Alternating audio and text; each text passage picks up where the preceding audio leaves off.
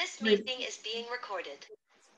Greetings, I am Guillermo de Cervantes of the Kingdom of Trimaris, and I'm hosting this Trimaris Talks.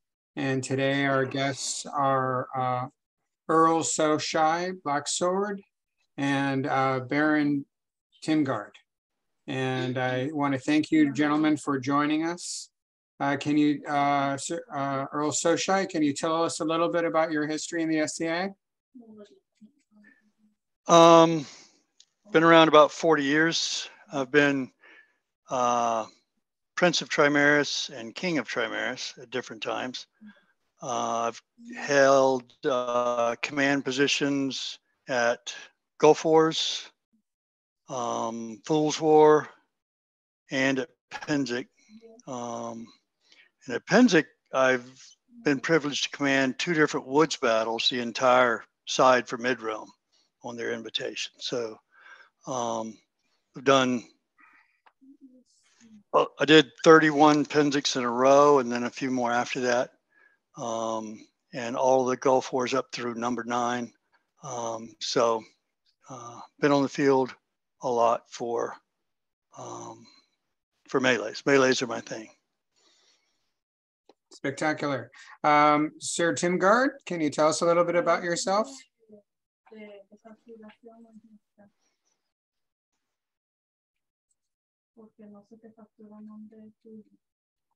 You're muted, Sir Gard.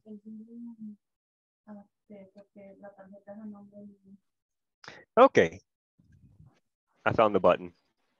Yes, I am Sir Tim Colbert-Legard. I've been in the SCA since 1981.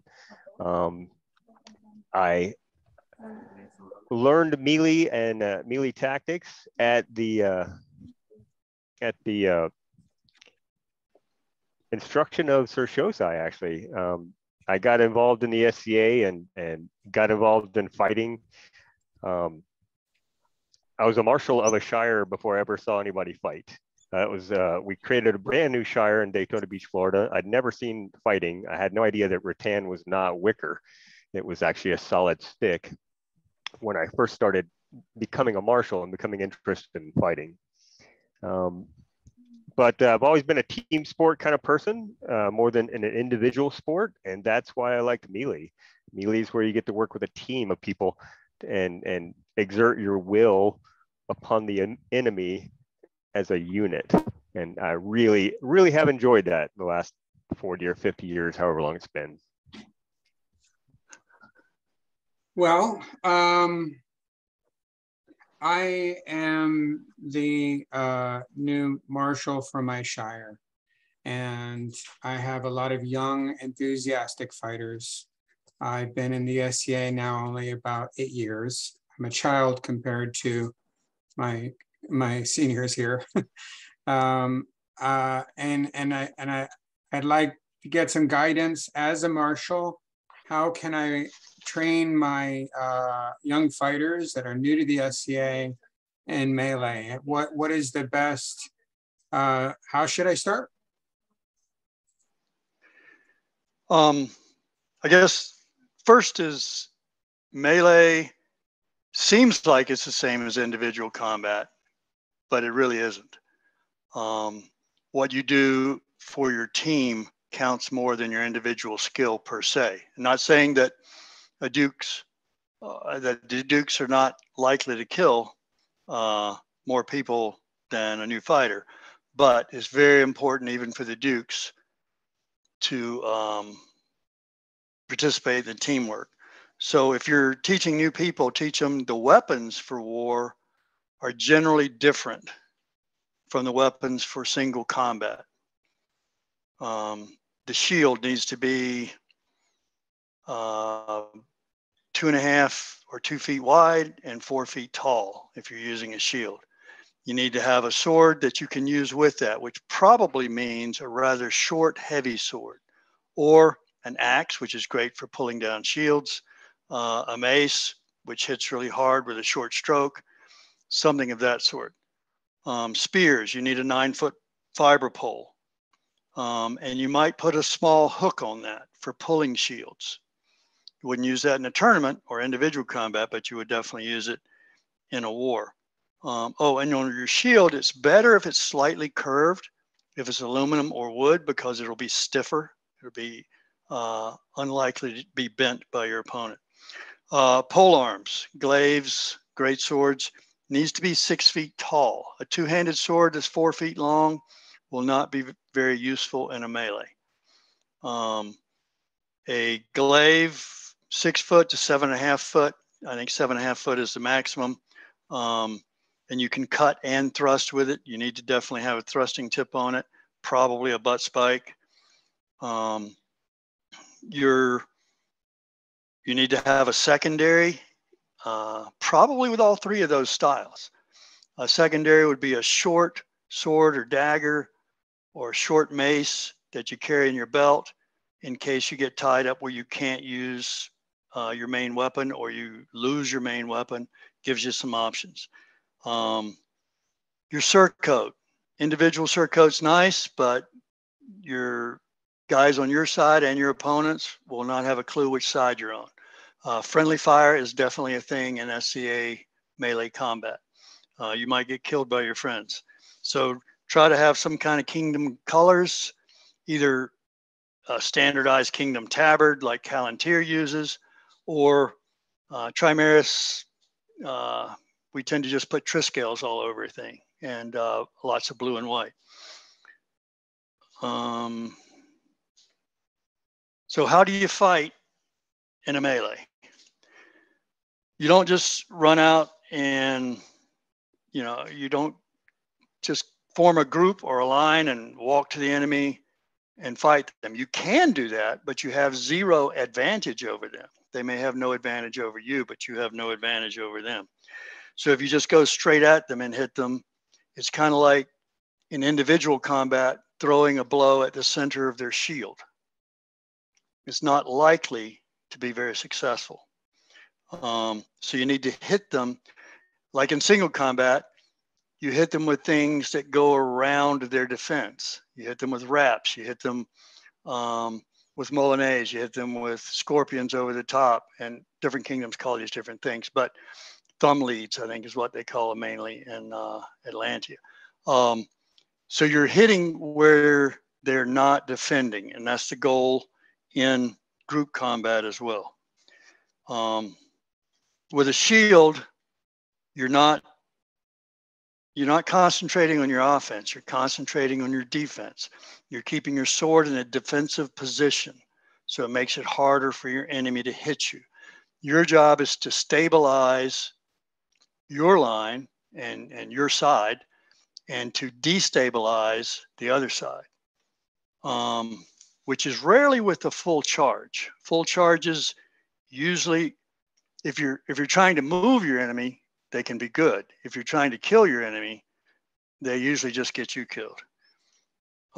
So with your sword, you're going to be guarding your head most of the time, and when you do use a blow, it tends to be a vertical blow that goes down beside the enemy's shield, beside your shield.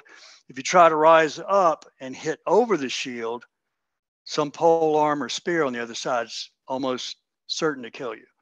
If you use a backhand, you can throw that up above your shield, and that'll sometimes still leave you in a protected position.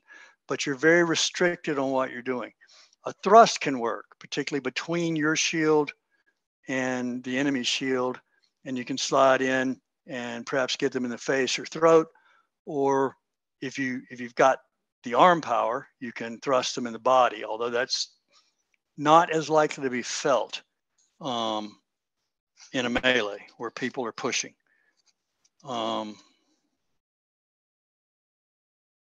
But your main job is to protect your team and keep your team together.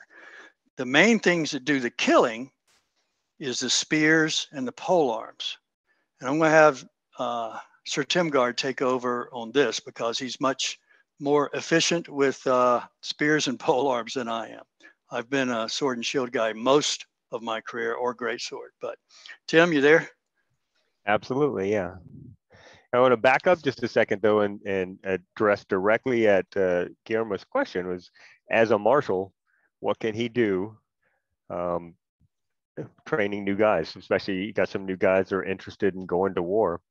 Well, at your practices, you should be doing some of these things we're talking about, imparting this knowledge to them and going over the secret tome that we have called the Trimaris Manual of War. It's not secret at all. Everybody has access to it. If we could put a link in the chat or something, that'd be awesome, because this is a manual that has been put together over time. It was started out by Sir Seosaidh many years ago, and I did some editing on it and halfway published a copy of revised, but then Earl has taken it and compiled it all into one document, the current document that has all this information about how to operate the Trimaris army. So start by, getting your new people eyes on that document. It's very long, it's very complex, it's very detailed, but just take a little bit at a time. And at your fighter practice sessions, whatever works out great for your timing of your practice, work in a little bit of this melee, okay? Either at the beginning or the end, do some walkthroughs, go over the commands. Even if you've got 3 or 4 guys together, even practice a couple of small formations, and just get the feel of what that's like. Designate somebody as a commander and have them, give the commands as you march around the field. Now, a lot of people don't like marching around the field. There's a Monty Python skit that it brings to mind, the marching up and down the square, all right, where one by one, the people that are participating in this military exercise come up with an excuse, and the commander says, all right, off you go, and lets them go. And the commander ends up marching around the square by himself. So that happens too much in the SCA, all right? We don't find a way to make it fun, or we decide we're going to do 2 hours of melee training at one time, and people get bored with that. So break it up, put it in little smaller segments in your fighter practices, and start making that come together. Now, getting back on track with what Seosaidh was saying, the thing that you do in your melee units, the shield men are the heroes, okay? They're the unsung heroes, but they're there to keep people alive. The object is to stay alive. It'll be rare that you get the occasion to club somebody over the head with your short sword or your axe, but when you do, it's very, very satisfying to do it. So go right ahead and do it. But keep in mind that you're there to keep the unit alive, and the people behind you, the spearmen, sometimes the glavemen, sometimes people with a giant 2-handed sword, are going to be reaching over you and killing the people in front of you and the people to the side of them. And that doesn't mean they get all the glory. I mean, if I go out in a melee and I get in a melee unit and I get my spear behind them and I kill 28 of the people in front of us, I give credit to all 28 of those to the people who are standing in front of me with the shield, because there's no way I could have killed them without my shieldmen. So I just want to reiterate that a lot of people don't like marching around with the shield, don't like kneeling down, don't like getting run over by the opposing shield wall, and would rather have a spear in the background, in the backfield. And that's great. Once you get enough with a spear, go ahead and move back there. But occasionally it's fun to also pick up the shield and get back in that shield wall too. I like to do it on occasion because, get you right up in front with the meat grinder and face to face with the enemy. So when you're a shieldman, stay alive. When you're a spear guy, look for your opportunities, okay? What you're gonna look for is that somebody over there isn't watching. If somebody's watching you, they can defend against your spear shot. If you're throwing at somebody who's actively watching you and guarding against you, then you're kind of just wasting your energy on them. Throw a feint at them and redirect to the guy next to them. You don't always have to pick the guy directly across from you. It's much easier to wait for some guy to like lunge out with his spear, try and extend his shot way out, and then you gig him in the ribs, and then they just stop playing. So Tim Gard have added the link for the war manual into the chat. Excellent. Along the lines of what you're talking about here, targets of choice, or what are the targets we should be focusing on? The other spearmen. If you're a guy with a spear or a glaive, you should be focusing mostly on the other guys that have the reach.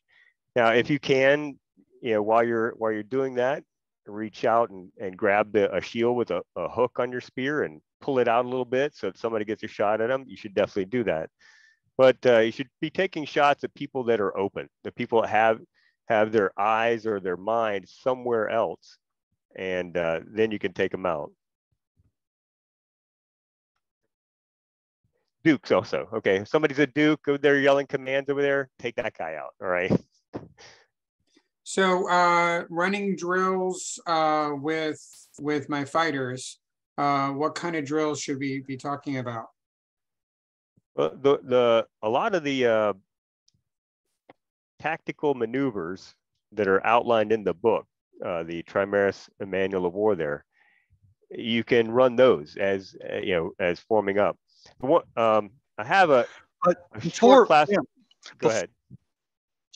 Before we get to the maneuvers, I think the first answer to that is, like with shield, put somebody with a shield or 2 or 3 people side by side with a shield, and have people with a spear or a glaive try to kill them just standing there, and they'll learn to look for cross strikes, to look for, these things that will keep them alive in the shield wall. And then you can also teach them shield against shield, and you can teach them how to sneak that blow through vertically between the shields or a thrust.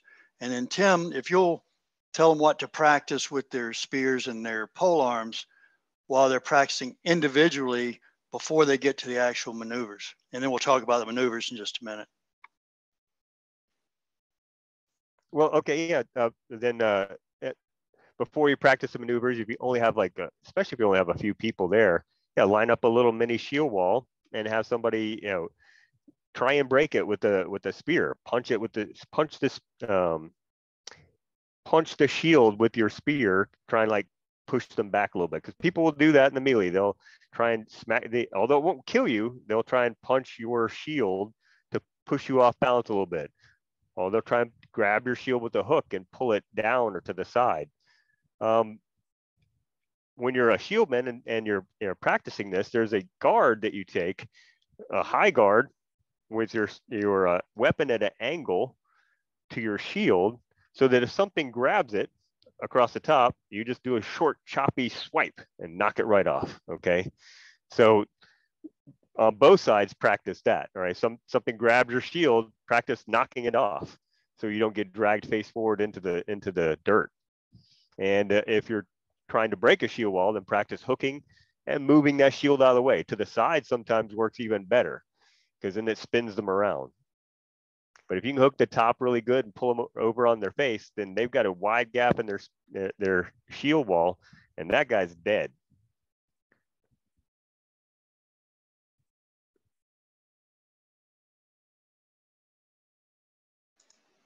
Also, with your spear or your glaive or your greatsword, practice misdirection. You can aim. I'll throw, if I'm facing with a greatsword or glaive, if I'm facing kind of between 2 enemy shields in front of me, I'll strike at one, not expecting to hit him, and then go sideways across into the other one. You can throw a thrust at one, and then, or you fake a thrust at one, or maybe throw one, and then immediately hit the guy next to him. And you're hitting at a 45-degree angle, kind of across the way, which Tim Gard was talking a few minutes ago. So practice all those individual skills. The other thing, I guess, we'll move in. How do you get into a position of advantage? If you're face to face, line to line, shield wall to shield wall, neither side has a real advantage. So it comes down to who has the most individual skill in the group combat for cross-striking and faking and things of this sort. That doesn't give either side an advantage, but you can create a tremendous advantage by movement. This requires coordinated movement. It requires practice. If you fight individually, would you try to fight individually and never practice on a Pell? I don't think so. If you do Pell practice for individual combat, you need to also do some for melee combat, working those types of strokes. But more importantly, you need to practice the movements together, to coordinate together. It's like a marching band or a military drill. Military doesn't really use drills on the field anymore, but we do. So you've got, which you can see in the book, which is like columns and files, which actually Tim Gard has on the board now. So I'll let Tim Gard go ahead and talk about lines and files and how you move those, how you move the columns, the lines, how you do wheel movements, which is like facing, how to reform and regroup and refuse right or left, how to do these different maneuvers with the line. And then later on, we'll talk about another formation called a wing. So Tim, go ahead if you would. All right, well, I'm not sure what the share screen looks like, but I got a graphic up that shows ranks and files. And you probably, if you're my age, you probably actually heard the old term, the rank and file, which describes people in a group. Now, a common misconception is that a line is not like the line to get to the cash register. That's actually a column. So you have to just shift your terminology a little bit when you're talking about SCA combat or melee combat, and that a line is a group of people standing shoulder to shoulder across the field.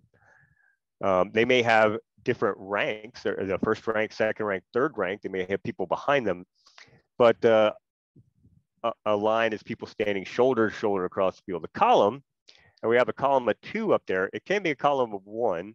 And that's how I usually like to start it. Okay, everybody just getting a column of 1 right here facing me. Line up in a column. And then once I get into a column, the easiest thing for me to do as a commander is say, okay, everybody that doesn't have a shield, take a step to the right. And now let's close these ranks up and everybody move forward so that we have a solid column of 2. One file of that column is all people with shields. The next file is all people without a shield, with a sword, a great sword, glaive, or spear. And when you have people in a column, you can then move them about the field. Okay, a column of 2 is great for a good maneuvering. That other graphic I had was the serpentine follow the leader column movement. If you need to get your unit across the field, and this is pre-battle, for example, all right, let's say everybody's lining up and they're like, okay, Trimaris is all the way on the right. Everybody get over there. Well, you form a column and march out everybody in a serpentine follow the leader movement.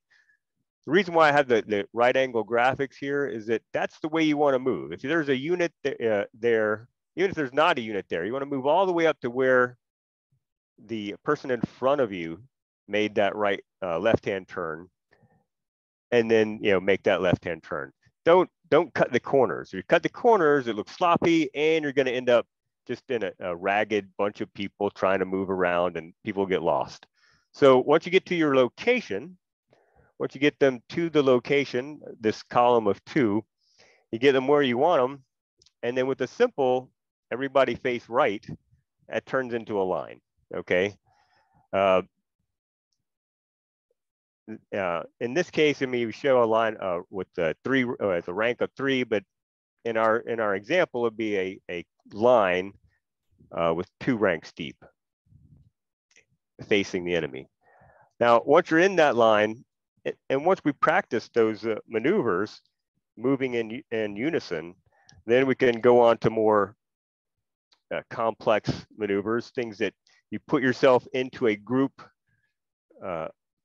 position so that you then have an advantage over the enemy.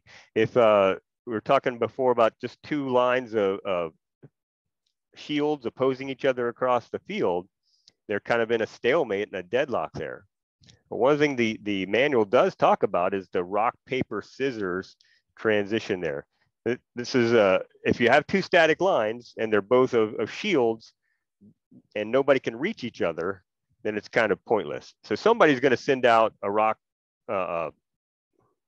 paper. I'm not sure which it is. Let's send out a skirmish of spears in front of their shield wall, and those spears just start pecking and poking at the opposing person's shield wall. If they don't do anything, you're going to trip that shield wall. After a few minutes, you're going to start killing people, and they're going to start falling out of rank. So then you would do your opponent should do something. They would send out something to oppose the spears, like a group of glavemen to rush in amongst them and crash into them, or just charge them with a bunch of spears. There's a good little rock, paper, scissors thing in there that Ari has on that. You do want to think of that when you have static lines that aren't moving. You know, just shield against shield, it's like rock against rock. So you want to throw something else out there. But if you can do something different, like take a unit and move it somewhere and get to the edge of their line and flank it and then get behind them, then you've totally disrupted this whole scenario. And that is the goal of learning how to move in small melee unit tactics, is to then disrupt the other person's setup, because they likely don't have one. You know, if they're like most armies, they don't have a good plan. They don't have good units that are going to go flanking. They're just going to stand there and take it. So when you say flank, you mean wrap around the edge of their line? Correct. Yes. You maneuver your unit into a position so that you see not all their shields, but you get a side view. You get a hole there you can see, and you can try and drive people through it.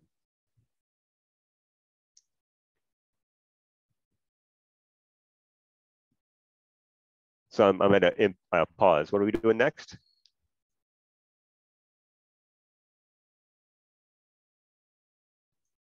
Oh, I think Seosaidh is working on a visual for us. You can see what I'm drawing up here. If you have two shield walls just facing each other, if y'all can see that, can you see that okay? Yeah. Okay. Yeah, I pinned you. They can see you. Okay, this is the face of your unit. It's facing this way. And their unit is also facing you. So right here, no one has an advantage. But if I have back here, I have a reserve column, and it does that snaking maneuver that Tim was talking about. I can move that to here in probably less than 15 seconds. And because the shields are on the left and the pole arms are on the right, when it gets here, these shieldmen are facing this enemy and the pole arms are ready to fight over it. That puts the guys here on the end in a real position of disadvantage and gives your side a big advantage. And later on, when we talk about the wing formation, you can actually multiply this even more. But this will create where this end of the formation will just start to fold in, and you'll just roll this up. These guys will come around, and eventually you've got your whole army fighting the remnants of theirs, if that makes sense. Does anybody have a question on that? Because that's probably the most important concept we're talking about, is putting your enemy at a great disadvantage. Okay, well, you don't go ahead and talk. You can't attack from behind them, right? It's better to attack from the side. You would think so. Okay, you can't hit them from behind. However, if I've got a unit right here, suppose we'd gone on around to here and then attacked, you can't hit them for killing blows. But if I tap you on the back of the shoulder or I reach over your shoulder and push your shield, you're going to see that I'm behind you and you're going to have to turn and fight me, which means now this group has their shields up here, but now their pole arms can't fight over them against these. They have to turn around to face us on behind them. So now they're distracted. These guys on the shields have nobody to support them, so they'll get killed by these guys in front. And when they do, all these pole arms will get sandwiched in between. And even here, these pole arms have no shields, but these pole arms do have shields in front of them. So it's a tremendous advantage. And the other thing, which was a total surprise to me when I first started fighting in wars, if you get into this position behind this unit, even though you can't kill them until they turn around and decide to fight you, they will totally panic and fall apart and try to run away. Most of them. There's a few, old timers, they'll stay and try to fight, but it just does something to your adrenaline. And it's like, oh shit, they're behind me. What do I do? And people just units tend to fall apart. So, and technically you can't hit them from behind, if they're not aware of you. They also cannot not turn around to face you too. I mean, if they can't just ignore you if you're behind them or to their side. You can just crush through them. I suppose I'll ask the question. You can tie up their weapons. Say again. So your question, Guy? I'm going to ask the obvious question. Why can't we hit them from behind? Chivalry. It was originally a safety issue, and it's also a chivalry issue. I'm going to tap you on the shoulder and give you a chance to turn around and face me. And so I got, as I think Tim just said, it's the chivalry of the moment, the honor of the moment. We have I know for a fact we have some people that are very new to the SCA. So how we apply chivalry on the battlefield is probably worth discussing. Somebody have their hand up? Yes, John Cook has a hand up. John, do you have a question? John Cook? Or maybe he just accidentally hit the button. I don't know. Somebody had a hand up as if for a question. Okay, to address your question, and Tim will probably add to it. He's asking in chat, if a spear were to manage behind a wall and in the position you are describing, could they draw a secondary and announce death from behind? Only if the situation allowed it. There's some scenarios say death from behind is okay, but most of the time we just don't use it. Instead, we just like step in front of them and hit him in the face. That's one thing you can do is like if you're behind them and they're trying to ignore you, step in front of them and just wail them. Now what you've done before that is tapped them on the shoulder and given them a chance. But if they're intentionally ignoring you, Tim's exactly right.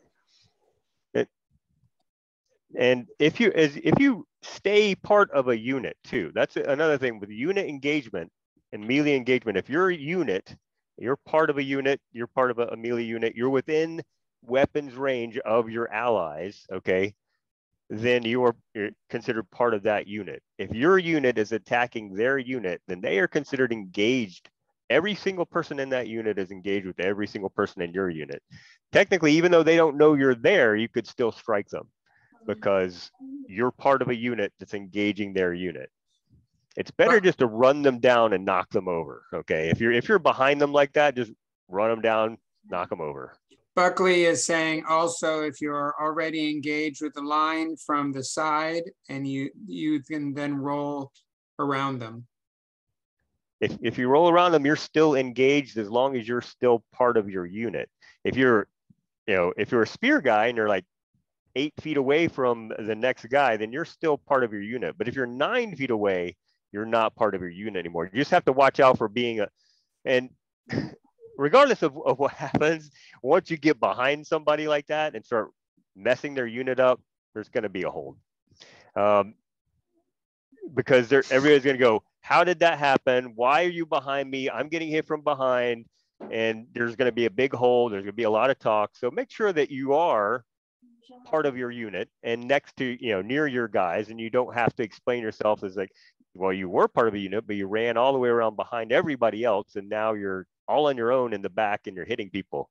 So again, though, if you're next to your guys, if you're part of that unit, you are okay. But just don't get back there alone and start smacking people in the back of the head. The term line of engagement, what does that mean? It's line engagement, I think is what we're looking for. Line engagement. This line, this unit is engaged with that line, that unit.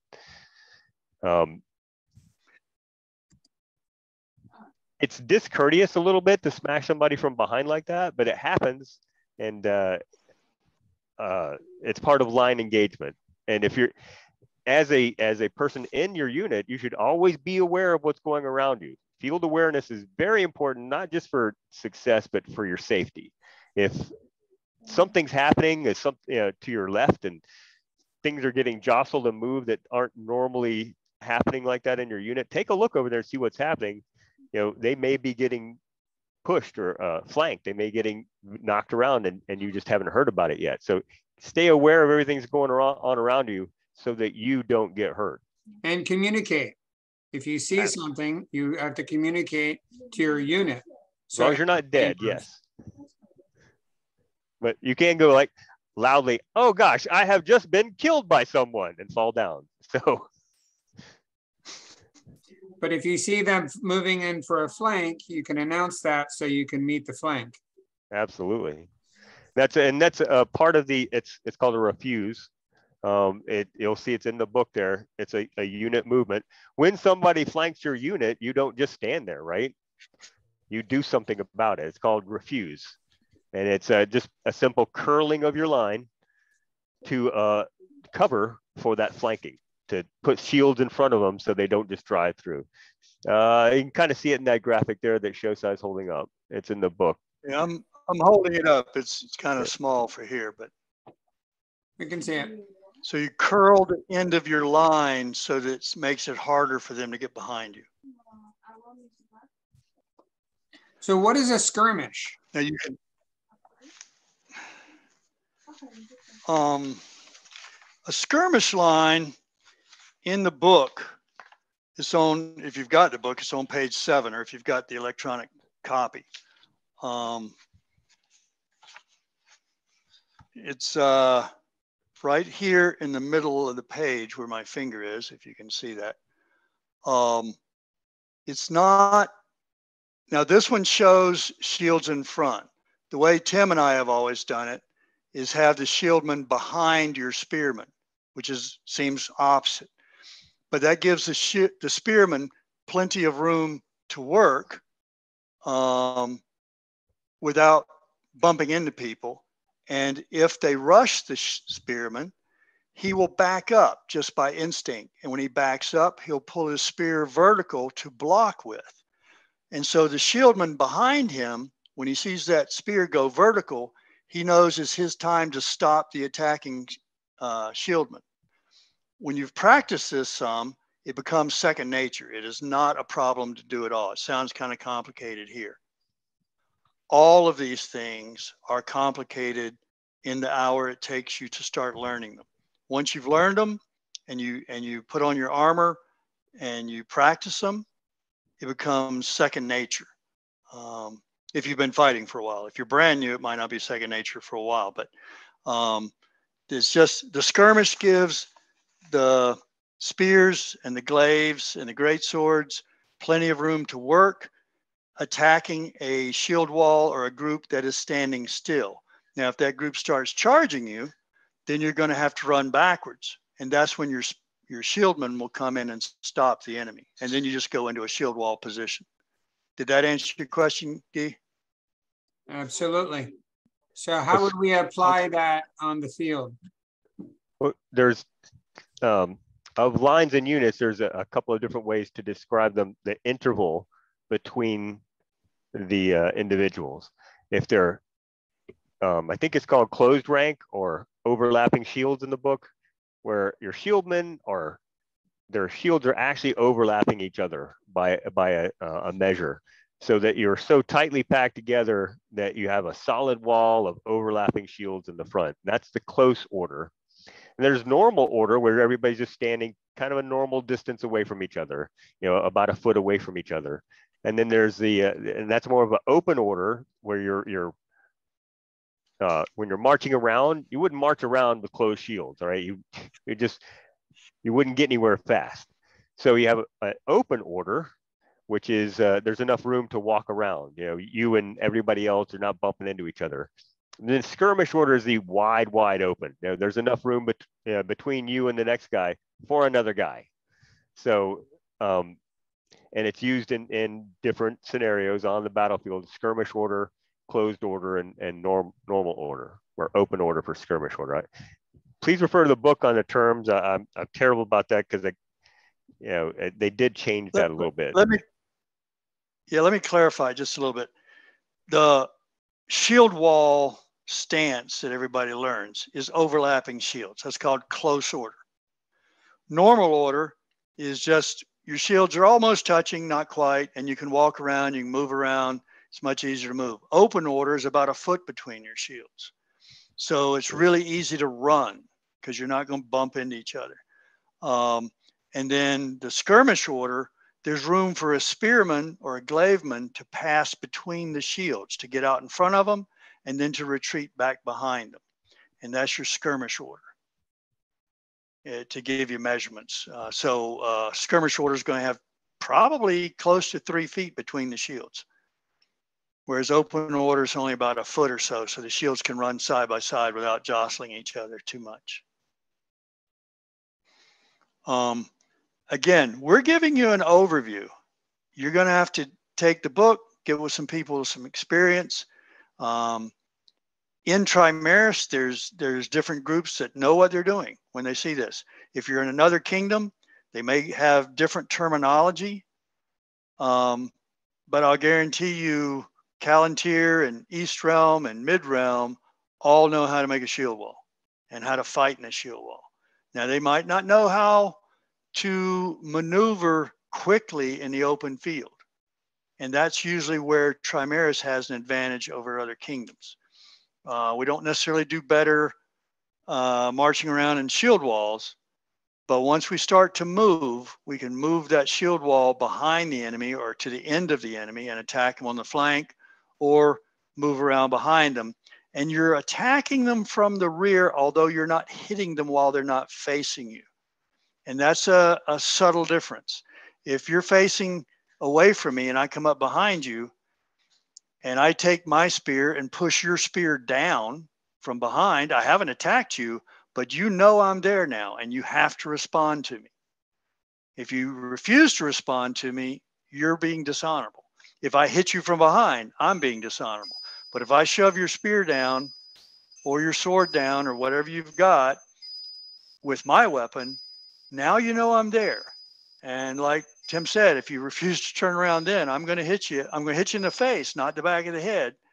I'm going to step in front of you and hit you. So when you get behind somebody, their unit will fall apart. It totally shocked me because I figured, well, we're not really playing this for real, so they won't really feel fear, but they do. So at what point would you regroup or rally your force? When would you do that? As soon as you lose unit cohesion. If you were fighting in a line and all of a sudden your line's all messed up, then and the enemy is no longer, now you can't really reform if you're in contact with the enemy. Do you understand what I mean there? Because if you yell reform and everybody starts running back to regroup, the enemy's just going to kill you. And you were facing them so they can hit you from behind. So what you have to do, suppose you destroy this whole unit that I was showing earlier. So you've destroyed this unit and it's gone. now you've got this big clump milling together. So when we had a Blacksword unit, I'd yell, Blacksword regroup, and they'd all regroup together. And whoever was here, maybe it was Gold Star, and Gold Star would yell, Gold Star regroup, and they'll regroup. Now we've got 2 units again, and we can move. We can call out whatever formation we want to have. When you reform or regroup, you just kind of form this donut or this big cluster around the leader that's yelling to reform. And then you can't fight from that position. So he's going to, within 5 or 10 seconds, as soon as people are arriving, he's going to call out a formation and point in a direction. So you'll form line or whatever formation you're getting ready to go to. Now, the lines can form in different ways. We form cups for bridges or gates. We use all kinds of other things, which isn't really the point of today. We're talking about fields. So the next thing I want to cover is the wing formation. Tim, do you have graphics for the wings? No, I couldn't find them. Okay. All right, I'm going to put one up here in front of the camera. Maybe if you can give me the big screen so people can see it better than on mine. Tim, I don't know if, I don't know how to arrange that, but because mine is very small. Locked it in. You're good. Okay, we got Guy's face now. If you can get mine up here. Is there something I can do to make mine big or not? Right now, yours has the gold line around it. Is there a way to move that to mine? All right, well. I think it depends on the viewer. Well, I think it's whoever has the active mic, it tends to go to that one. No, you're pinned. Go ahead, you're pinned. I'm pinned? Okay, yeah. All I can see is you. Okay, can everybody see that clearly then? It's kind of a wing formation like the new B-2 bombers or whatever. It's this wing. This is called a wing right. Wing right means the shields are on the right and the pole arms are on the left. Is that clear, Guy? Can you see that all right? Yes. Okay. So this is for flanking to the right of a unit. Because that puts your pole arms in their face. Let me see if I can put that up here on the bigger form for a second.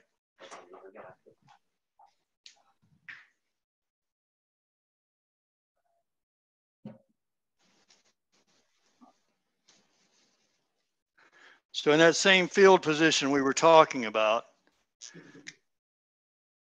we've got a couple of units in shield wall formation. And the enemy has that as well. So now we have a wing unit here that has the shields on this side and the pole arms on this side. This unit can run absolutely full speed because they're in open order. Their shields are not banging against each other. And there's no one in front of anybody and there's no one beside anybody. So usually I'll put a leader here and you've got a man with a shield in the front. So you've got your 3 shields here and you've got multiple pole arms over here. You pretty much need 6 people to do a wing. You can do it with 8 or 10. You can do it with 3. But what you're going to do now, you can run full speed around here. And now your wing is turned and it's now going in this direction. What's the advantage of that? If I run down the back of these shields, my spears are here. So these spearmen, as we run by, can interfere and distract the shields here, and we can continue straight down the line. And what we have just done is we've turned all of these spearmen who were supporting in this direction have to now turn around and they're facing us now. And you got 6 guys just disrupted, maybe 30 guys, because they have to turn around and face you, or they're going to get disrupted and gigged. Which means, again, the front shield wall is unsupported, and this unit should be able to pretty much crush their shield wall by combined arms of shields and poles. While we have kept our unit together, probably had no losses or maybe one, and we've totally disrupted this unit. So this unit should be able to destroy them now while we move on and do the same to another unit. Help me understand why in this wing, the shields are on the right. I would think the shields would be on the left to protect the spears. No, because we're not static. That gives the shields room to move. Now, suppose we hit a reserve unit here, and they've got a reserve unit. Now, what's going to happen there? And I'll draw it bigger here. Suppose they've got a group of shields and then pole arms behind them.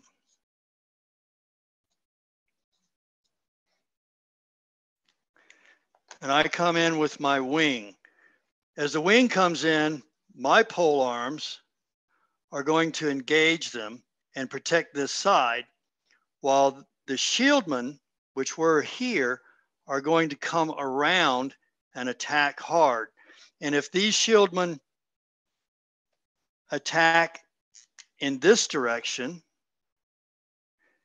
then my pole arms will simply back off in this direction, backing up while still spearing at them.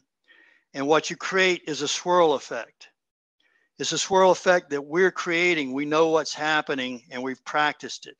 They will be totally disorganized, and our shields will be closing with their pole arms and killing them, while our pole arms keep their shieldmen at bay. Does that make sense?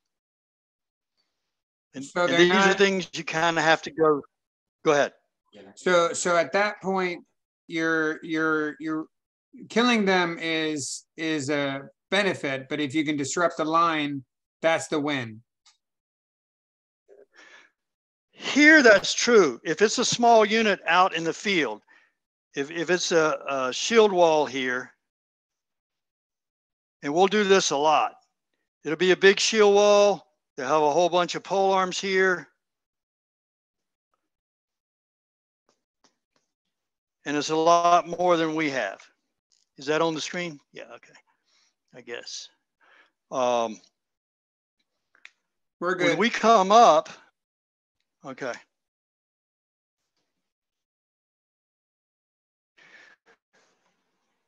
When we aim at them, we're going to put our wing here.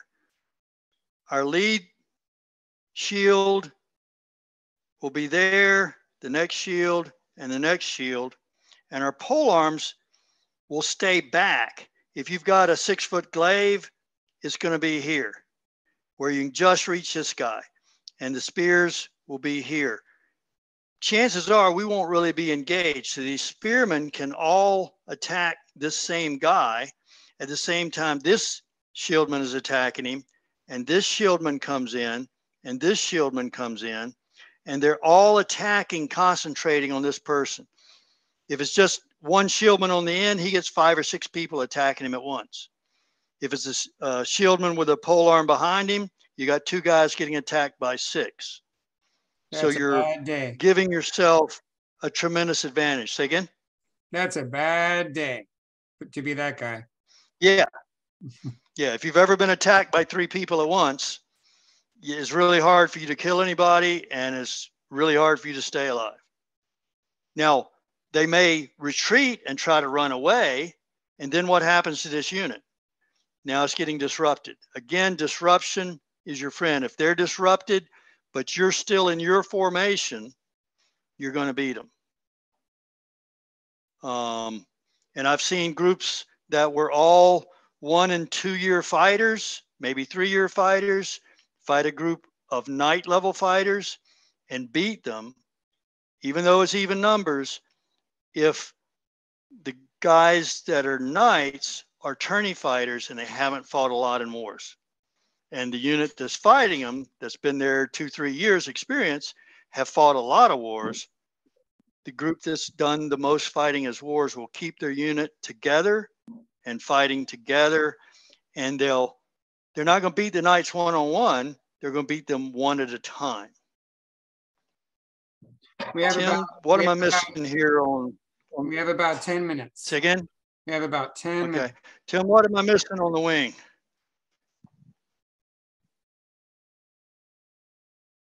Tim Gard still there? Yeah, I just unmuted.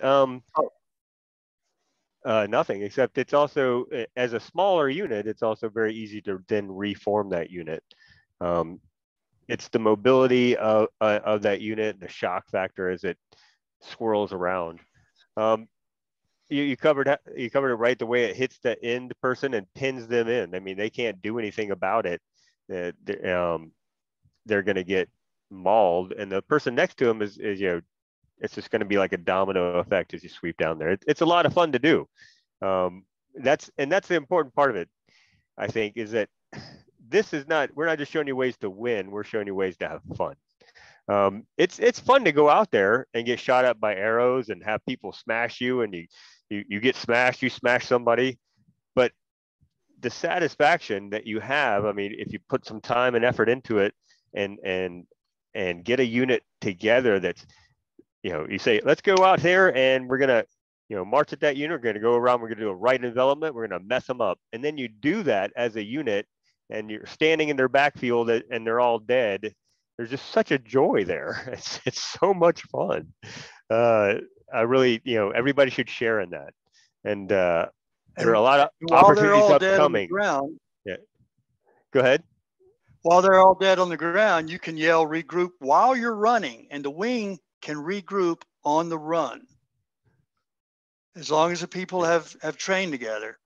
And we would do that constantly. We hit and regroup, and everybody would just run to their place while we're running, which is the huge advantage of the wing in an open field.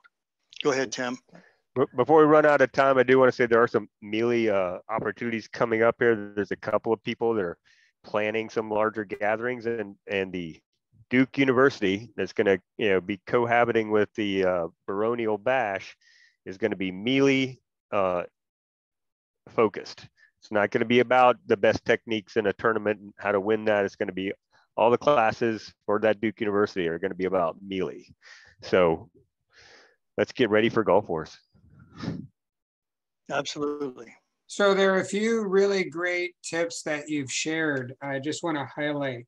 One of them was that everybody needs to know the commands so that at any point, anybody can take command. Yes. Definitely. You may have a commander, but he could die. Somebody else has to step up in that case. In your unit, you should have a commander and a second in command, and you should also have sergeants if you got a big enough group. If you've got, we used to fight with 20 to 30 guys, and so there'd be a commander and a second, and then it'd be basically squad sergeants for every 4 or 5, 6 guys. And depending on how experienced they are, if both the commander and the second were killed or wounded, even where if they're wounded in the legs and they can't move, they'd tell one of the sergeants, take command and go, because you don't want to sit still on a field battle. What would you say is the difference between a fighter and a soldier? Not getting you, Guy. What's the difference? What would you say is the difference between a fighter and a soldier? Soldier knows what to do in a war. Yeah. Anybody can fight. You have to be trained to be a soldier. And follow the plan. Now, the ancient Celts were fighters, and when they faced the Roman soldiers destroyed them, unless they were really, really outnumbered or surprised. Go ahead, Tim. Oh, I'm sorry. What was Guy? What did you say, Guy? Yeah. Well, the point was made earlier that the soldier will follow the plan. Right. As far as the plan goes, remember the most famous saying about wars and plans is Plans last as long as, or right up until contact with the enemy. All right. And then things change. So the other thing is just to be adaptable too. I mean, to have a plan is great. And then to execute the plan, that's great. But when something goes wrong, you have to think on your feet.